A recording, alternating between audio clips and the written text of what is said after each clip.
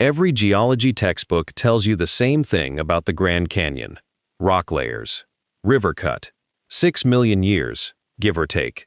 A wound in the earth, nothing more. But there is a text older than the Gospels, preserved for centuries in the mountains of Ethiopia, that does not describe the Grand Canyon as a wound.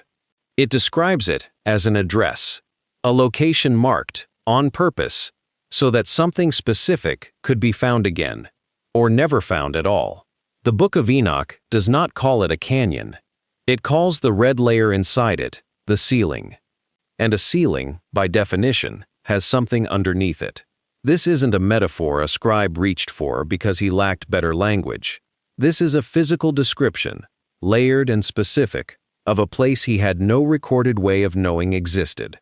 What was sealed beneath the Grand Canyon? Why the text insists it could not be destroyed, only contained, and why the same text ends with a warning that the container was never built to hold forever. That's what we're getting into today. And I want to be upfront about something before we start, because it matters for how you take everything that follows. This is not a peer-reviewed thesis. It is a reading of a suppressed manuscript tradition, cross-referenced against geology, that didn't exist when the manuscript was written. A newspaper account, the institution named in it, has spent over a century denying, and an indigenous oral tradition that has nothing to do with either of them. Until you lay the three side by side, draw your own conclusions. I'm just laying out what's on the table. If you're the kind of person who can't let go of the sentence, "This was removed from the Bible for a reason," subscribe now. We do this every week. Before we go any further, if you are enjoying what we are about to reveal, please hit the like and subscribe button so that YouTube can push this video to the people like you. Do this, and remain blessed. Start with the detail that shouldn't be possible, because it's the one that carries the rest of the video. The Ethiopian manuscript tradition, in the section dealing with what it calls the Western ceiling, doesn't describe the canyon in poetic terms. It describes a specific stratum, a layer of stone, red in color, sitting roughly 1,100 feet below the surface, that the text says marks the location of a sealed chamber from above. Not a general, "the earth opened here," a marker, something you could stand at the rim and identify if you knew what you were looking for. The reason that wording matters is that the canyon itself gives you thousands of visual distractions. From the rim, the eye goes to scale first. The drop, the distance, the river, the colors changing by layer. A writer trying to describe the place poetically would have endless features to choose from.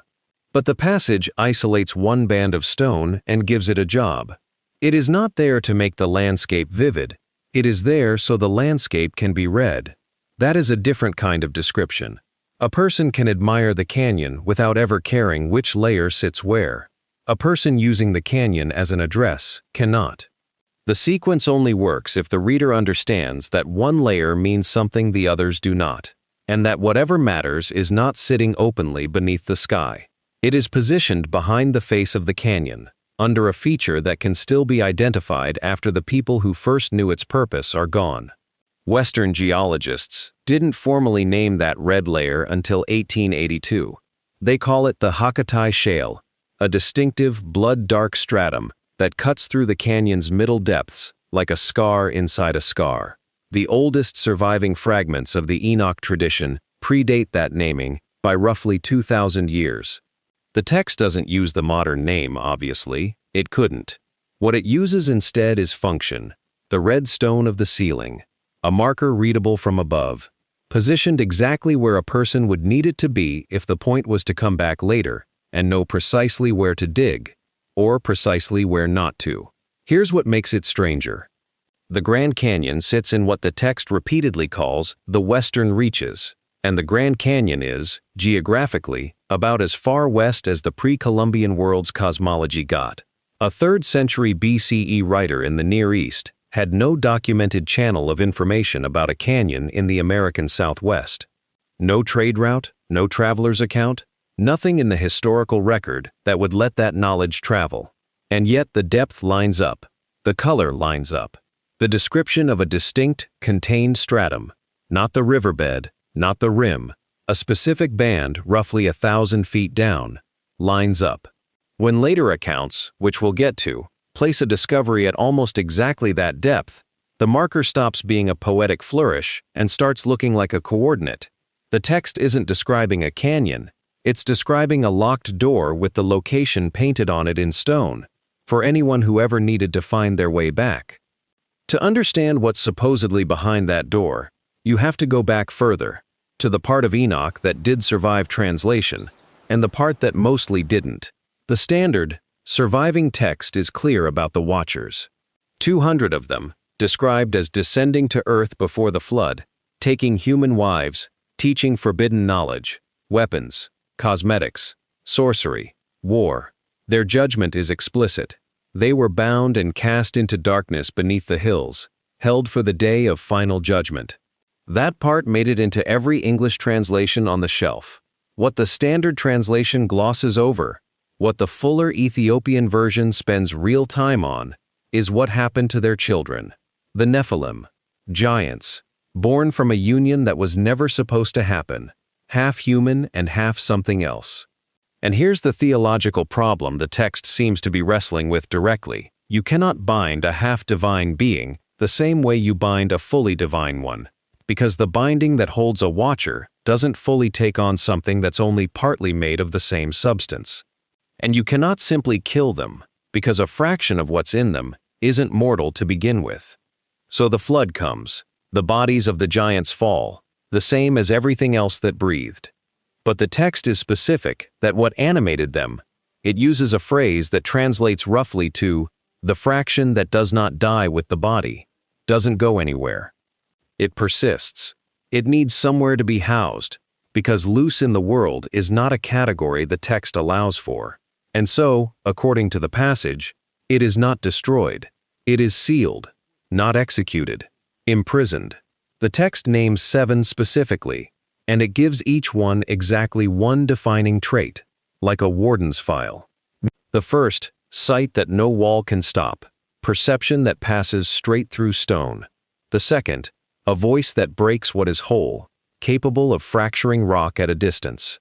The third, strength no chain or wall could hold, contained only by the sheer mass of the earth itself. A fourth carries a name scholars have noted doesn't appear anywhere else in the wider manuscript tradition, possibly older than the language it's written in. And this one, the text says, cannot be made unconscious. No sleep, no sedation, awake from the moment of sealing onward. The dimensions assigned to the chamber make more sense in that context too. A prison for beings described at that scale would not look like architecture in the human sense. No bars, no corridor lined with cells. The earth itself becomes the restraint. Hundreds of feet of rock in every direction, no single wall to strike, no chain to snap, no obvious surface to work against. The passage treats depth as part of the mechanism. The further the chamber sits from open air, the less any one ability matters. Sight can pass through stone and still leave the body buried. Strength can break material and still face more material behind it. A voice can fracture a surface and still be surrounded by another surface. The design is almost brutally simple. If every ordinary restraint can fail, use enough earth that failure does not create an exit. Then a pair, described only as the two who move as one, sealed together because they were never recorded apart. And last, the oldest, tied directly, the text claims, to the bloodline of Og of Bashan, the giant king of Deuteronomy, whose iron bed measured 13 feet. The oldest, the text insists, is always the most dangerous. Not because of strength, because of time, because of what a mind carries after it's had longer than anyone else to carry it. Here's where the danger stops being physical. The first 3 names carry threats you can picture: force, sound, a gaze that ignores walls. The last 4 are described collectively, and the phrase the text uses for them is almost administrative in how flatly it's delivered. The ones who remember everything, every act their fathers taught before the flood, every piece of forbidden knowledge passed down before judgment came. With all of it, retained, intact, undamaged by the thousands of years since. And the text treats that memory as the real weapon. Not claws, not size. Information, held by a mind that isn't fully human, isn't fully bound by human limits, and isn't going anywhere.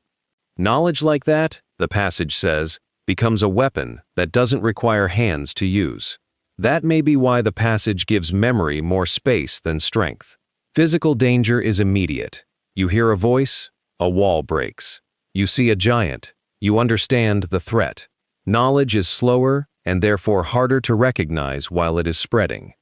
A technique can move from one person to another without looking dangerous at all until the effect appears later. In the Watcher story, that is exactly how corruption works. Teaching comes first, consequence comes after. So when the text says these beings remember everything, the warning is not simply that they can describe the past. It is that they still possess the original version of whatever was forbidden before the flood, before fragments became myth, before later generations forgot where the knowledge came from. If someone reached them, the chamber would not have to open for the old world to begin leaking into the new one. What makes this chapter of the text different in tone from the last one is the stillness of it. These four are not described as struggling against the seal, they're described as aware, continuously, unbroken, since the day they were placed there. No unconsciousness, no relief, aware of the stone above them, aware of time passing on the surface without them. The text notes, almost as an aside, that the scribes who copied this section reported something close to physical discomfort when they had to write the names of the paired twins separately, as though naming one without the other broke a rule the language itself was trying to enforce. It's not a monster movie at this point. It's something closer to solitary confinement, applied to something that was never designed to be alone, and never designed to stop remembering. Now the register shifts. Scripture gives way to something that reads like a newspaper clipping, because it is one. April 5, 1909, the Arizona Gazette runs a front-page account describing an expedition into the lower reaches of the Grand Canyon, credited to an explorer named G.E. Kincaid, reportedly operating under Smithsonian sponsorship.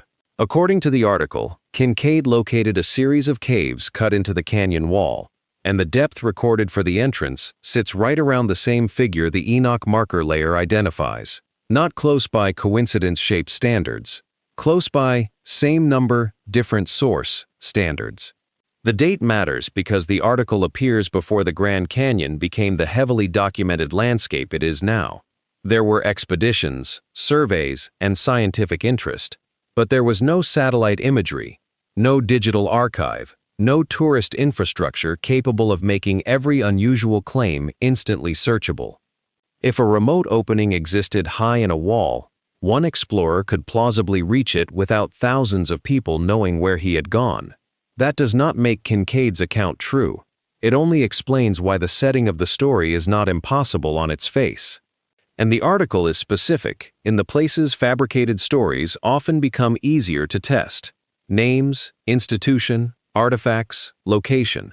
The strange result is that the details do not lead to confirmation, but they also do not dissolve. More than a century later, the article is still there, the denial is still there, and the gap between them is still doing most of the work. Inside, per the account, stone tablets carrying hieroglyph-style markings unconnected to any known regional culture. Copper weapons, scaled far larger than a typical human grip would need. Urns. And human-shaped remains. Not typical remains. One set, the article claims, measured over 9 feet. The article says, Kincaid shipped hundreds of photographs and physical artifacts back to Washington, and that the Smithsonian dispatched a professor, S.A. Jordan, with a team to take custody of the site and its contents. And then, nothing. No published excavation report. No museum acquisition record. No follow-up in any subsequent issue. There is one more detail worth keeping separate from the larger claim. The article's power comes less from the extraordinary objects it lists than from the ordinary administrative trail it says should have followed. If artifacts were shipped, there should be receipts. If a Smithsonian team arrived, there should be travel records. If a professor took custody, there should be correspondence, field notes, accession numbers, something. The absence of that trail can support two completely different readings. The first is simple. The expedition never happened as reported, so the records do not exist because there was nothing to record. The second is the one that keeps the story alive. The expedition happened, and the record was separated from public access afterward. The surviving material does not tell you which reading is correct. It only gives you a newspaper article specific enough to expect a paper trail, followed by an institution saying the trail was never there. That tension is not proof of concealment. It is the unresolved part. Ask the Smithsonian today, and the answer is consistent. No record of the expedition, no record of Kincaid, no record of Jordan, no artifact recovery matching the description, anywhere in the archive. The original article still exists. It's been photographed, archived, and is publicly viewable. The institution's denial has never actually addressed the article.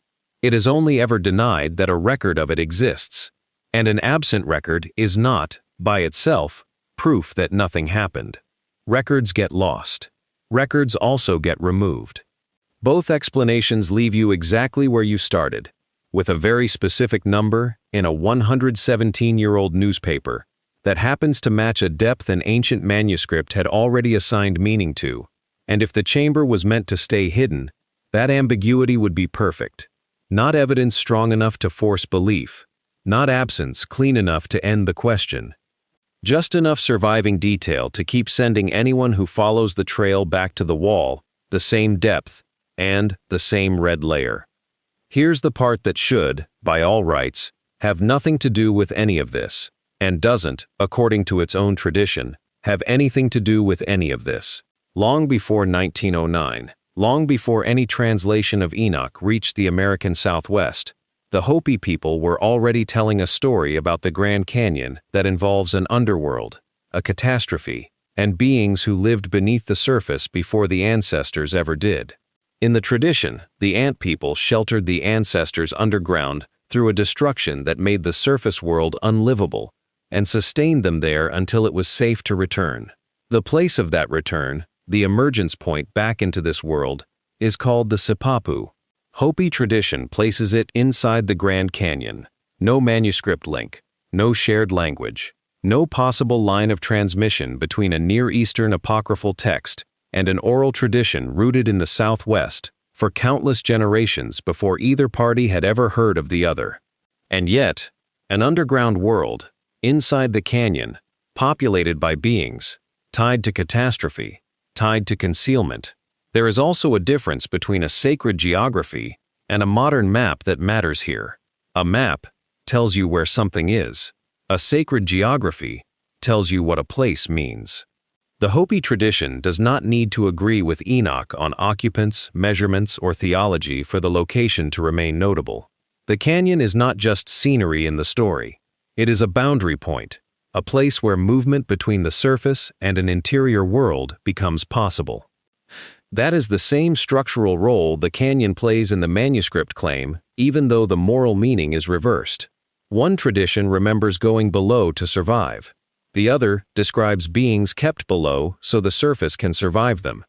Refuge and prison are opposites, but both require the same thing: a real separation between what is above and what is inside. Go back to the scale the Enoch text gives. Beings on the order of 45 feet, a chamber descending some 450 feet, wider underground than anything built on the surface. None of that appears in Hopi tradition. What does appear, independently, arrived at by an entirely separate people through an entirely separate lineage of memory, is the location itself. The canyon as underworld. The canyon as threshold. Two traditions, thousands of miles and thousands of years apart, pointing at the same coordinates on a map neither of them had access to when the stories first took shape. One tradition could be wrong about what it's describing. It's a harder thing to explain how two unconnected traditions land on the same place at all. The final passage doesn't end with reassurance. It ends with a condition. The seal holds, the text says, only for as long as the instruction maintaining it is actively renewed. Not a door that locks and stays locked. A door held shut, something closer to a hand on the other side than a latch on this one. And the text goes further than that. In what it calls the age of the final generation, the generation holding the most knowledge in the fewest hands. Responsibility for the renewal shifts to whoever still knows the seal exists at all. Not knowing isn't safety, according to the passage. Not knowing is exactly how the seal fails, and that is where the warning becomes harder to separate from the modern world. The final generation described in the passage is not weak, isolated, or ignorant in the ordinary sense. It is powerful because information has concentrated. A person with the right equipment can now see through ground, model rock layers, locate cavities, compare archives, and reach places that would have been functionally impossible to investigate for most of human history. The text logic is almost backwards from what we expect. The more capable the generation becomes, the more important the missing instruction becomes. A society unable to find the chamber cannot accidentally open it. A society able to find almost anything can. If the warning was ever meant literally, then progress is not the threat by itself. Forgetting the reason for the boundary while gaining the ability to cross it is, and everything the text pointed to is still sitting there, unresolved. The Hakkatai Shale is still visible from the rim, unmistakably red, sitting at precisely the depth the passage assigns it. Whatever the seismic surveys picked up beneath the canyon's walls is still down there, still unexamined, still filed under recommended for further study, and nothing after that. The Ethiopian manuscript is still in Axum. The 1909 article is still the only record of an expedition an institution says never happened. People who camp at the canyon floor before dawn sometimes describe a sound rising out of the walls, low, uneven, not matching the rhythm wind or water usually keeps. The official explanation is thermal contraction, rock shrinking as the night cools it, settling with a groan. That is almost certainly what it is. Almost,